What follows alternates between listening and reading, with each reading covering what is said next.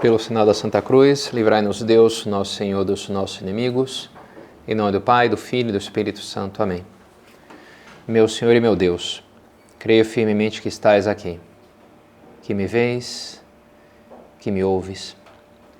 Adoro-te com profunda reverência. Peço-te perdão dos meus pecados e graça para fazer com fruto este tempo de oração. Minha Mãe Imaculada, São José, meu Pai e Senhor, meu anjo da guarda, intercedei por mim.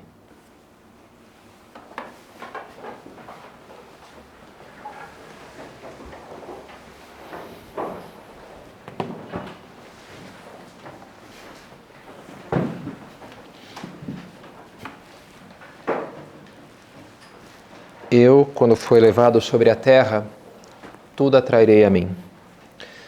Duas cenas ou dois comentários que escutei no começo, estava começando o meu curso de engenharia, me ficaram na memória. Primeiro de um colega da faculdade, numa típica rodinha assim, no primeiro semestre, depois das aulas, fim da tarde, e ele falou uma frase dessas assim que me chocou um pouco, né? Falou, a vida é uma droga porque eu não posso fazer o que eu quero. Uma afirmação meio filosófica, assim, o juízo sobre a vida, né? A vida é boa ou é ruim? Não, é ruim, porque eu não posso aquilo que eu quero. E em contraste, uma coisa que disse a minha irmã, uma irmã minha. Ela estava, acho que, numa parte lá do apartamento que meus pais moram até hoje, eu não me criei, lá na Gávea, no Rio de Janeiro. Tem uma espécie, na zona de serviço, tem um corredor aberto, tá meio varanda, assim, meio... E tem uma vista bonita, terceiro andar, é o único prédio da rua, é um bairro mais arborizado, dá para ver ali o Corcovado. Rio de Janeiro, em geral, Zona Sul, pelo menos é bonito, né? Então estava ali, e aí tinha surgido a questão de que você faria, que você compraria se te ganhasse na loteria. Pode comprar qualquer coisa, tem fonte, né, infinita de recursos. E minha irmã tinha pensado naquela coisa e falou para minha mãe, sabe o que eu pensei que eu faria? Nada.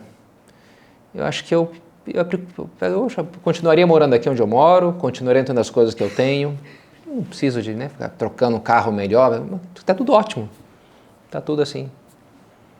Eu não estava nessa conversa, minha mãe que me contou depois, assim, meio surpreendida. Olha só que interessante, né? Uma pessoa que fala isso, vê se não é uma pessoa feliz, né? Digamos assim, né? Mais que fazendo exigências da vida, não, gratidão, assim, uma satisfação, não, as coisas estão bem. Estão bem, né?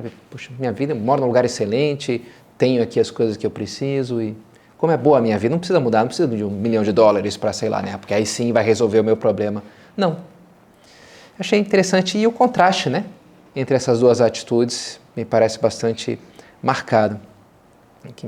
A vida boa e a vida que tudo é ruim. Qual que era a diferença entre os dois? Uma diferença, assim, do lugar onde morava? Eu penso que não seria tanto uma questão externa. Não sei, na verdade, esse colega meu de faculdade, ele no semestre seguinte foi fazer intercâmbio nos Estados Unidos, se mudou para lá. Nunca cheguei a ficar muito amigo dele. Mas moraria por ali, né, na Zona Sul.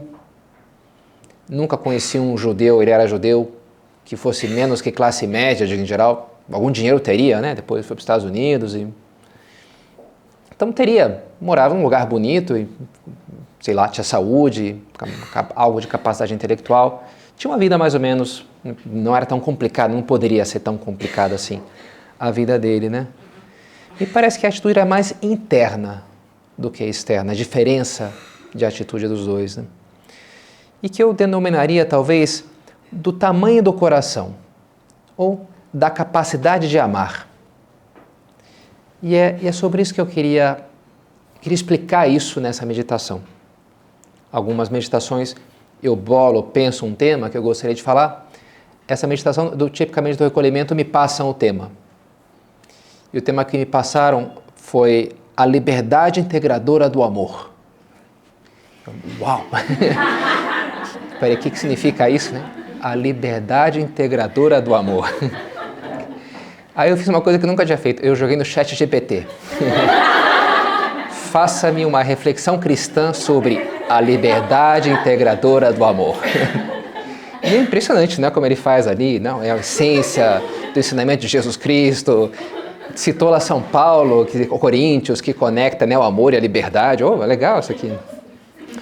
Enfim, acabou não entrando nada do ChatGPT, não entrou na minha meditação propriamente dita, mas, não sei, me deu um V0, me inspirou um pouquinho ali para onde é que eu vou, né? O que eu posso falar sobre isso daqui, né?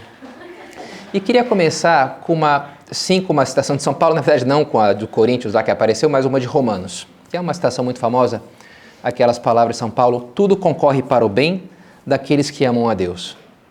Tudo concorre para o bem daqueles que amam a Deus.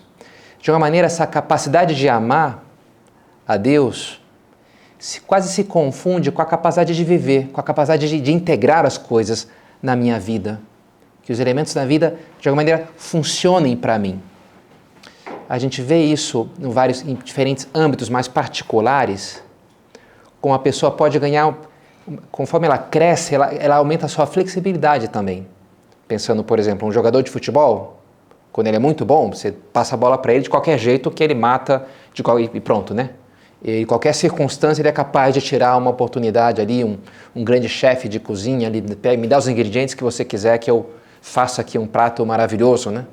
Quando está o amador, tem que ser tudo ali muito arrumadinho, ele é muito limitado, né? Tem que ser aquelas coisinhas ali, né? Um bom professor, turma difícil, turma fácil, um assunto mais prático, menos prático, ele consegue gerenciar aquilo, ele tem mais flexibilidade, né? A nossa flexibilidade cresce conforme cresce a nossa habilidade em geral numa área em concreto. E a vida tem algo disso também. Um ser humano melhor tem a ver com essa capacidade de amar, que é capaz de digerir diferentes coisas, né? De abarcar, de integrar diferentes coisas. Uma imagem que eu gosto de pensar no peixe do atum, que é um peixe gostoso, praticamente, a gente gosta. E é um peixe grande, pode chegar até 2 metros, né? Negócio assim. E como vários outros peixes, ele come peixes, né? Então, se você é um peixinho e você vê um atum, isso não é uma boa ideia, né? Porque não é uma boa notícia, porque ele pode te comer, né? Agora, se você é um tubarão, aí já é diferente, não é verdade? Atum, temos o nosso jantar, o almoço aqui garantido já, deve ser gostoso. Tudo depende do teu tamanho, né? Aquilo se torna ou um perigo mortal ou uma refeição deliciosa, né? A vida depende disso, do nosso tamanho, sabe? Do tamanho do nosso coração. Quanto o coração maior nos faz mais livres, nos faz mais capazes de digerir diferentes coisas, né? Maiores ou menores. Uma frase famosa de Santo Tomás de Aquino, ele diz, em latim, já que vocês são super cultas, quanto aliquis plus habet de caritate, quanto mais alguém tenha de caridade, de amor, plus habet de libertate, mais tem de liberdade. Quanto aliquid plus habet de caritate, plus habet de libertate. Quanto mais amor, mais livre. E a continuação ele diz também, ergo minus habet de obligatione, e portanto também tem menos de obrigação. E acho que esse conceito de obrigação pode servir para a gente entender essa ideia, né? A gente pergunta, vem cá, você faz isso por obrigação? Você vai na missa por obrigação? Você faz por obrigação? O que significa, o que está de trás dessa pergunta? Está de trás, se eu pudesse, não faria, mas eu tenho que fazer. Eu estou constrangido por algum motivo a fazer isso, ou seja, eu estou obrigado, eu faço por obrigação. Algo me constrange, portanto, algo me tira a liberdade.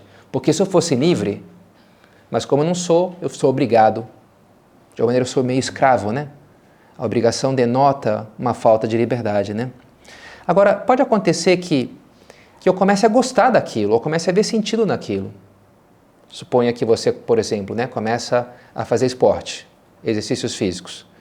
E você vai porque é obrigado, tipicamente começa assim, né? Pelo menos, né? Vamos lá, né? Tem que fazer esse negócio, né? Essa tortura, vamos lá para a tortura, né? E aí vai lá e tal, né?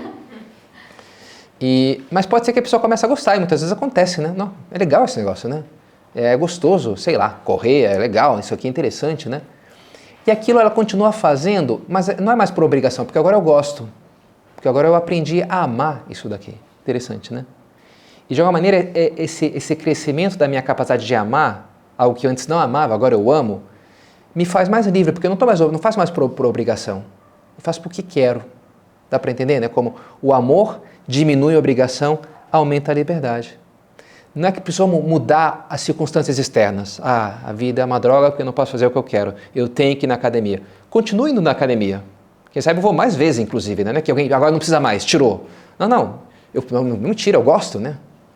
Não mudou as circunstâncias externas, mas mudou a minha atitude, né? Mudou meu coração, a minha capacidade de amar. Acho que vai começando a fazer sentido essa ideia, né? E isso me faz mais livre. Porque aquilo já não é mais um elemento estranho, que não se encaixa bem, que entra de uma maneira em conflito com as minhas aspirações, com as coisas que eu gosto. Não, aquilo agora está integrado na minha vida. Meu amor integra as coisas, né? Agora aquilo faz parte de mim, faz parte do que eu sou, eu adoro, vou lá, vou fazer. Que bom, né? Vou poder ter um tempinho aqui para correr, para fazer isso, né? Isso é bom, eu gosto, né? Eu gosto de fazer esse assunto.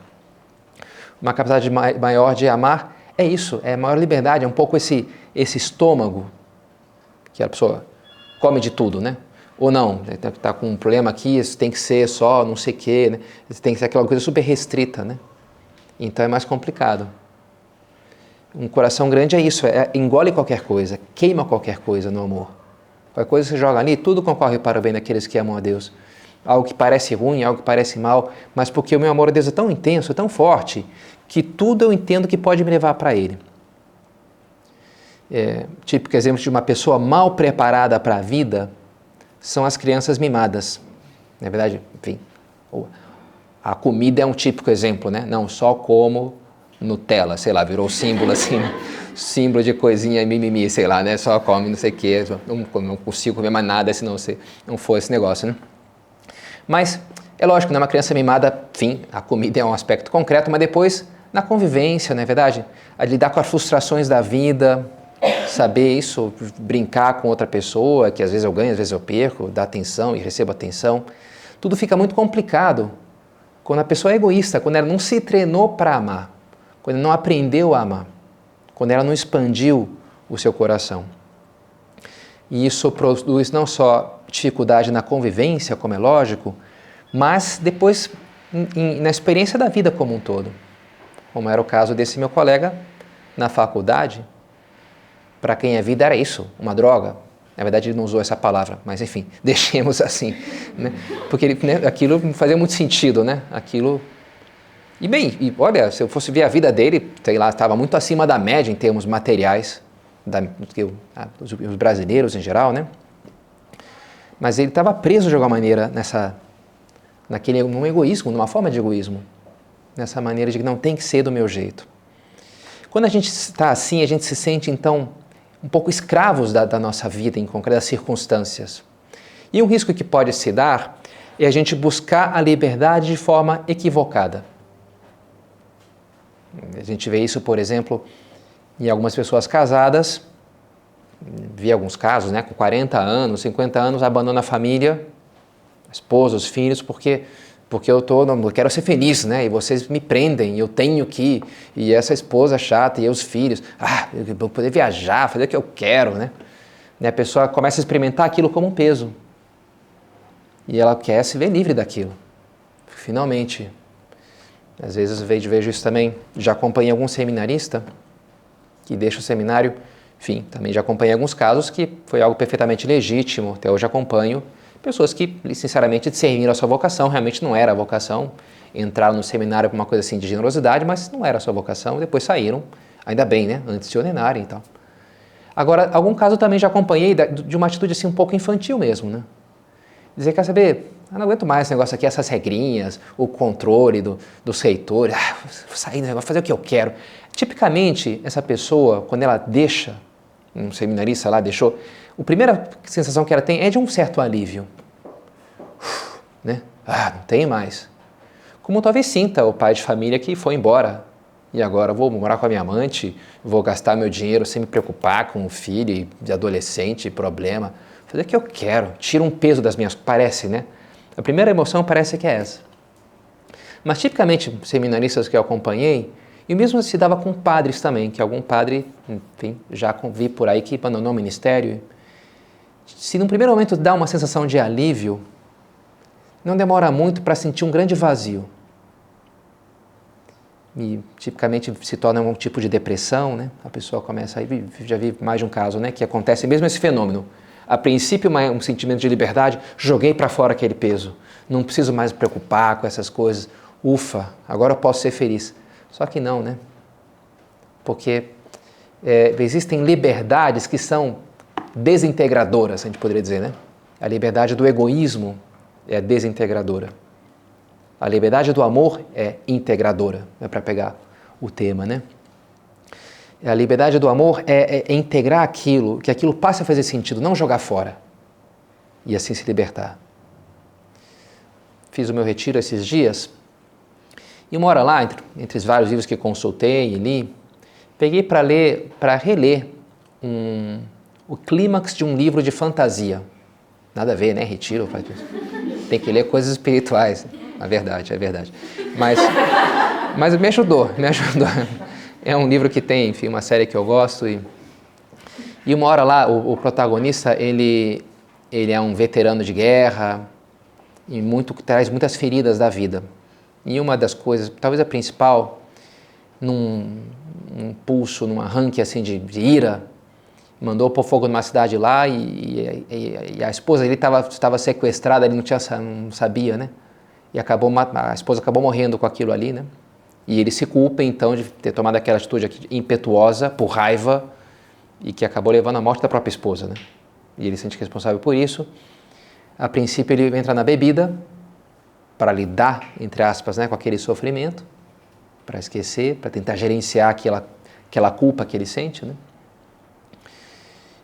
Depois ele tem uma festa lá que ele, inclusive, está bêbado, porque ele sempre estava bêbado, e aí matam o irmão dele, que é o rei, e ele se sente que ele deveria estar atento, defendendo, né?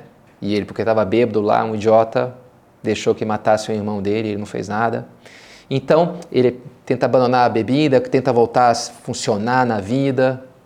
E uma hora está lá no clímax da história que tem o inimigo, que é uma espécie de um demôniozão lá, que fica tentando ele. E a tentação, olha, te entrega a mim, que você não vai mais sentir mais isso daí. Você não vai sentir mais nada. Vou te anestesiar. Você não vai ter mais que carregar esse peso. Entrega essa dor para mim. De fato, alguns outros fazem isso, né? E traem lá os amigos e se tornam insensíveis. É como que a morte da consciência, né? Então começa a fazer todo tipo de atrocidade e já não está nem aí para nada, né? Aniquilou a consciência, né? Como uma forma de buscar não sofrer. E o demônio fica tentando lá ele, né? Te entrega, não dá para carregar esse peso, é pesado demais, né? Eu vou te aliviar, eu vou te fazer capaz de levar essa vida. E ele está quase, de fato, se dobrando, mas como é lógico, como ele é o herói da história, né? Então, ele se levanta e fala, não, você não vai ter a minha dor. Você não vai ter a minha dor.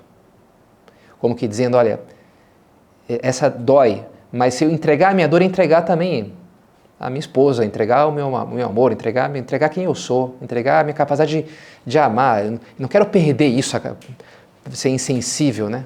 Não vou ter mais dor, mas não vou ser mais capaz de amar também, porque o amor pede dor, exige, né?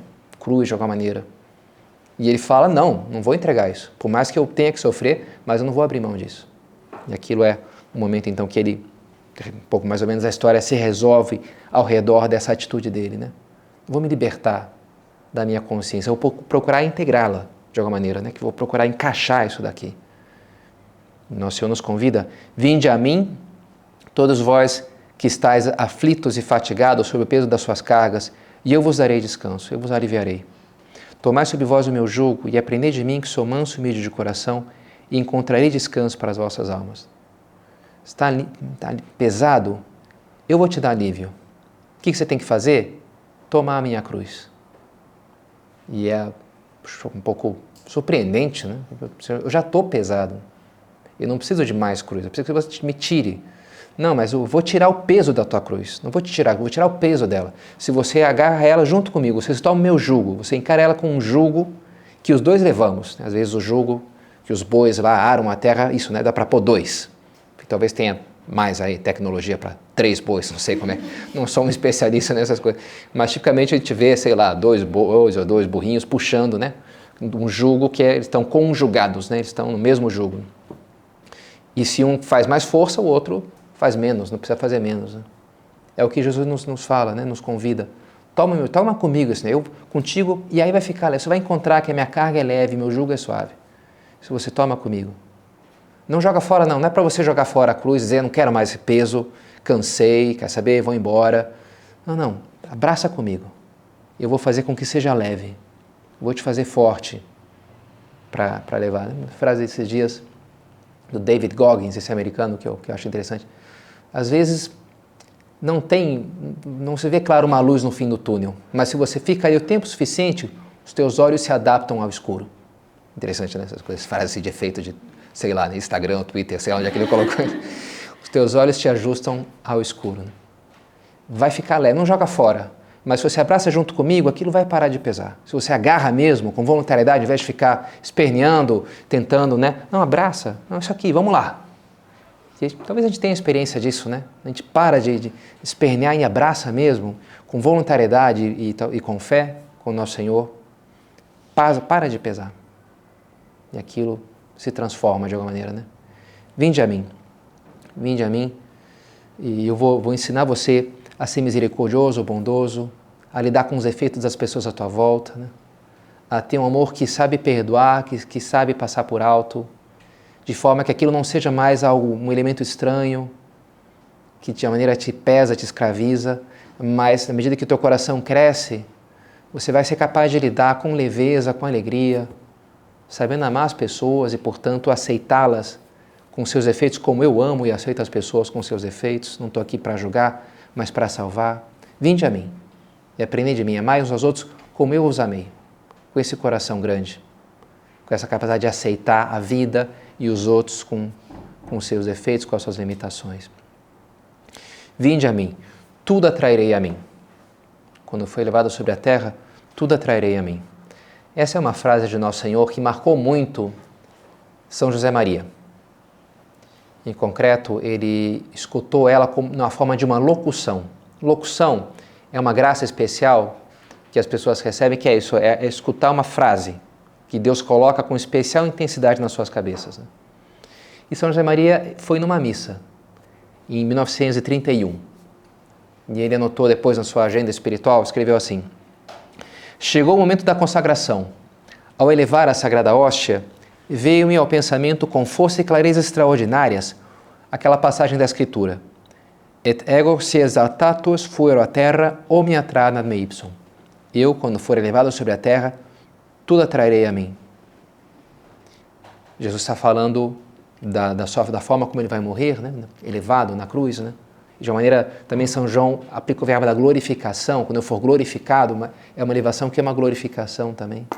Quando eu for elevado, quando eu for posto na cruz, quando eu me entregar minha vida, tudo atrairei a mim.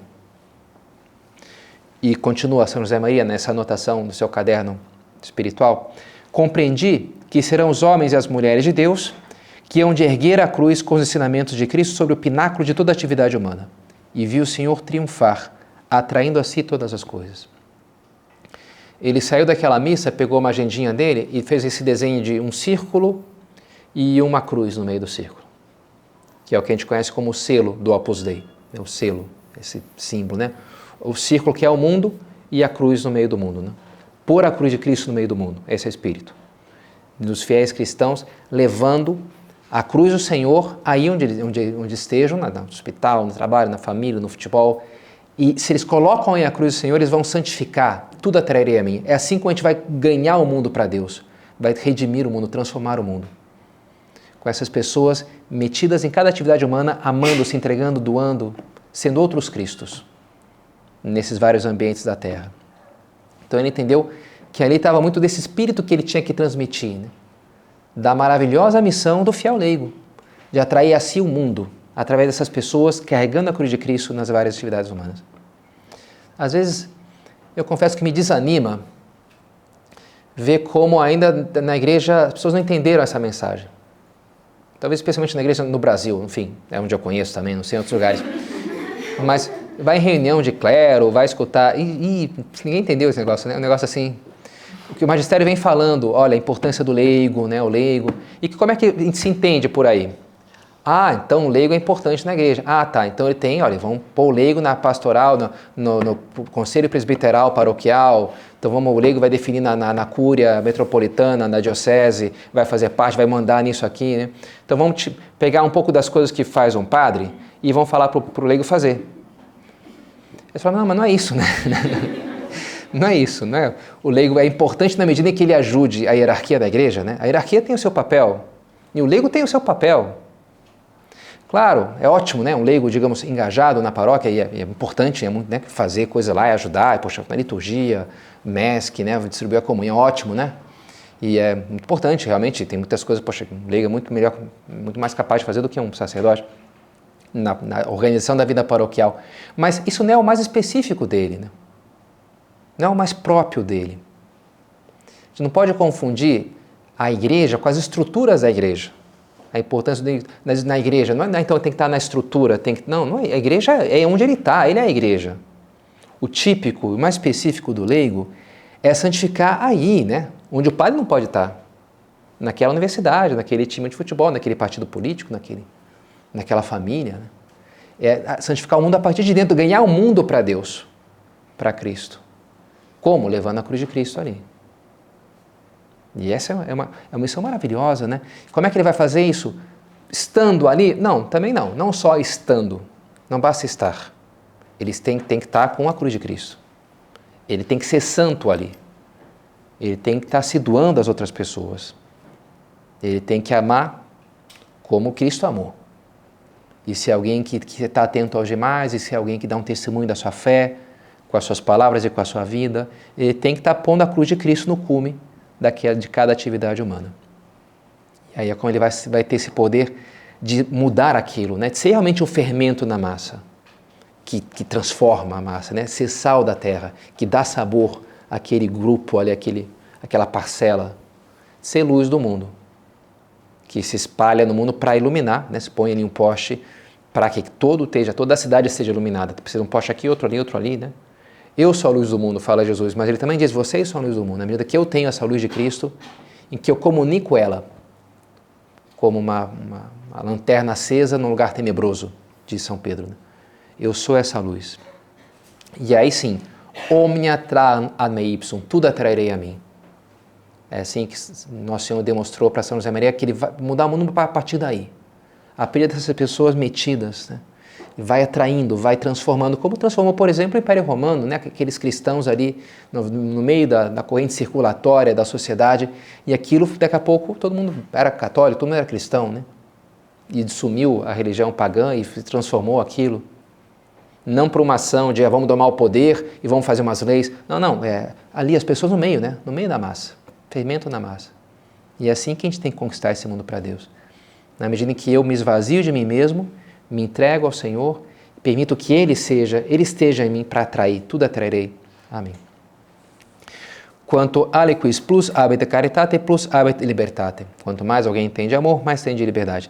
E para mostrar isso, cita Santo Tomás, quia ubi spiritus domini ibi libertas, porque onde está o Espírito do Senhor, aí está a liberdade.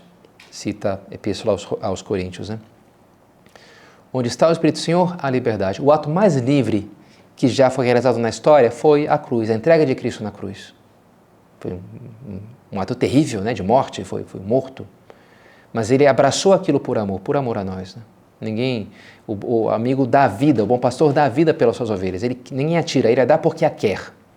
Ele fez aquilo livremente. Ele amou. E o segundo ato mais livre que já foi feito, né, por uma criatura, a gente poderia dizer que foi por Nossa Senhora ali junto à cruz dele, junto à cruz do seu filho. Essa memória de hoje, de tão bonita, né, de Nossa Senhora das Dores, em que a igreja nos ajuda a contemplar esse mistério. Maria junto à cruz do seu filho, se doando, se entregando. Ela tem esse espírito, até essa liberdade, porque ela é cheia do Espírito. É cheia de graça. E por isso, onde ela vai, esse Espírito transborda, essa alegria da liberdade, quando ela encontra, por exemplo, sua prima Isabel, né, e a Isabel fica cheia do Espírito Santo, que é o amor de Deus, né? que atrai a si, né? Um amor que entrega tudo, que leva tudo para Ele. Então, que ela nos ajude também a nós a ter um amor de Deus cada dia mais operativo na nossa vida, que seja cada vez mais capaz de arrastar tudo ao nosso redor para Deus.